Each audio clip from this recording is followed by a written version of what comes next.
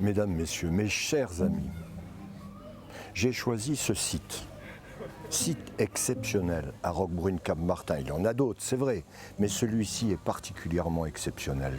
Plus de 300 oliviers qui sont plus que centenaires, et après cette crise que nous venons de vivre et dont nous ne sommes pas encore sortis, j'ai voulu, ici, sous ces oliviers, symbole de paix, m'adresser à vous.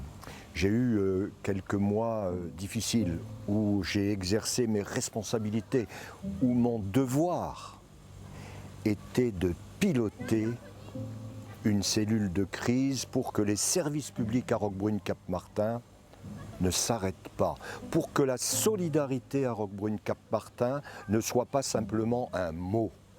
Au sortir de cette crise, je suis, comme je l'ai été avant le premier tour, déterminé à porter mon projet. Ce projet, vous le savez, est un projet ambitieux pour Roquebrune-Cap-Martin, mais Roquebrune vaut bien que l'on ait de l'ambition. La piscine municipale sera livrée avant la fin de l'année. Nous examinerons avec vous les derniers contours de l'aménagement de la base 943, dont nous savons déjà qu'une école de musique, qu'une salle polyvalente, mais aussi l'école de la plage y seront installées. Mais vous savez aussi, je l'ai souvent dit, qu'un tiers de cet espace sera préservé et réservé pour un parc municipal ouvert à tous. De la verdure en plein centre-ville. Et en lieu et place de l'école de la plage qui sera déplacée, même objectif, un parc où l'on viendra s'asseoir, respirer tranquillement avec ses enfants ou ses petits-enfants. Et puis j'aurai un œil particulier avec mon équipe sur notre bord de mer. Après que les digues à Roquebrune-Cap-Martin, vous le savez, protectrices du littoral, soient réaménagées. Nous en avons l'autorisation et les moyens de le faire, alors nous assurerons à Roquebrune-Cap-Martin une promenade digne de ce nom. Ce ne sont pas les seuls objectifs et les seuls engagements que je porte, mais ils m'apparaissent comme essentiels. Et je veux vous préciser ceci. Nous sortons de cette crise, elle a un coût pour Roquebrune-Cap-Martin. Un coût que nous avons assumé.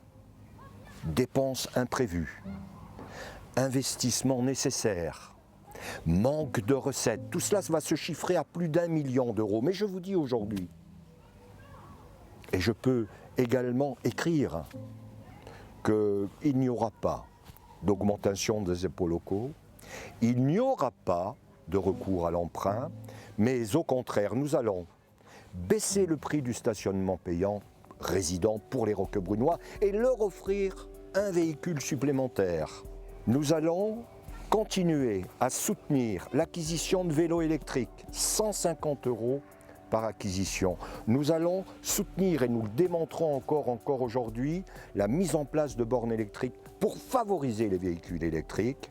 Et nous allons nous appuyer avec les communes voisines et la principauté à redéfinir le mode de circulation en y ajoutant le covoiturage, parce que sur la base 943, notre projet accepté par la CARF et la région, c'est bien d'y créer un pôle multimodal dans lequel, bien évidemment, nous pourrons y inscrire ces objectifs politiques et nécessaires à notre environnement et à notre sécurité. Et puisque je parle de sécurité, nous embaucherons quelques policiers municipaux supplémentaires. Je veux qu'à Roquebrune-Cap-Martin, comme aujourd'hui, 7 jours sur 7, 7 nuits sur 7, les policiers municipaux soient présents. Je veux que le lien se fasse entre la population et notre police municipale. Indispensable. Les liens avec la police nationale nous permettent de travailler ensemble à votre sécurité et à la sécurité de vos biens. Et quand on parle sécurité, je sais qu'à Roquebrune-Cap-Martin, nous avons encore à faire sur le plan de la vitesse.